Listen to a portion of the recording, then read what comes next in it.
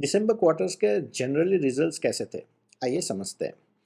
तो अगर निफ्टी के रिजल्ट्स देखें तो निफ्टी को अगर ट्रेंड लाइन के ऊपर अपने देखते हैं तो उसका ईपीएस जो है 935 से बढ़ के 970 के आसपास हो गया है, यानी कि 35 रुपये का ईपीएस का जंप आया है।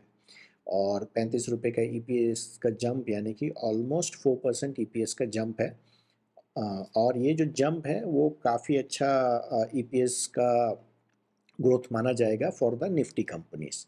अगर इसको अपने ब्रॉड बेस जाते हैं तो ब्रॉड बेस में इंडेक्स के ऊपर ना जाके अगर आप अपने कंपनीज के पोर्टफोलियो को देखें तो उनका सेल्स ग्रोथ देखिए। तो मेरी जो पोर्टफोलियो में कंपनी है उसमें दो कंपनियों का सेल्स ग्रोथ नेगेटिव आया था। उसमें से एक कंपनी को मैंने निकाल के उसके बदले में मैंने दूसरी कंपनी में स्विच ओवर किया है। तो सेल्स ग्रोथ जिसको मैंने स्विच ओवर किया है उसके 3 सक्सेसिव क्वार्टर्स से सेल्स ग्रोथ नेगेटिव आ रहे थे। और मैंने ये देखा कि वो जिस सेक्टर में काम कर रही है उनकी पीयर ग्रुप की कंपनियां जो हैं वो अच्छा ग्रोथ दिखा रही है। तो ये ऐसा हुआ कि ये जो कंपनी थी उसका सेल्स ग्रोथ कम था लेकिन पीयर्स का सेल्स ग्रोथ ज़्यादा था। इसका मतलब ये है कि ये कंपनी जो है अपना मार्केट शेयर लूज़ कर रही थी कंपेयर टू इट्स कॉम्पिटिटर या पीयर्स। और उसके कॉन कॉल को भी मैंने फॉलो किया तो ये पता चला कि उनका कोई प्लान सेटअप हो रहा है और प्लान सेटअप हो जाने के बाद शायद सेल्स ग्रोथ आ जाए। आपको भी ये प्रोसेस फॉलो करना पड़ेगा कि भाई आप भी देखिए अपनी किन किन कंपनियों का कितना कितना सेल्स ग्रोथ आया है।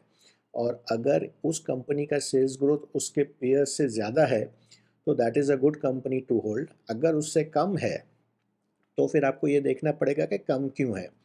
Are you satisfied with the answer that the management is giving?